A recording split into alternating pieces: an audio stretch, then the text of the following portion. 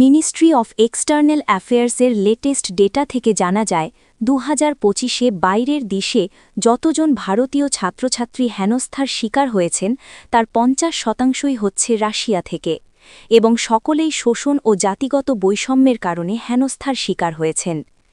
Data অনুযায়ী 196টি দেশ থেকে 350-এর বেশি কমপ্লেন আসে 2025 সালে। এর মধ্যে 201টি কমপ্লেন আসে শুধুমাত্র রাশিয়া থেকে। 2023-এ নাম্বারটি ছিল 68, 2024-এ 78। এদের মধ্যে বেশিরভাগ ছাত্রছাত্রী মেডিকেল লাইনে পড়াশোনা করেন রাশিয়াতে, কারণ ওখানে টিউশন ফিজ অনেকটা কম এবং অ্যাডমিশন প্রসেসও অনেকটা সহজ।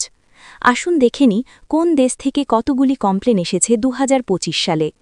রাশিয়া থেকে 201টি, ফ্রান্স থেকে 97টি, জর্জিয়া থেকে 20টি, কিরগিস্তান থেকে 14টি, ইউনাইটেড স্টেটস থেকে 13টি এবং জার্মানি থেকে 6টি।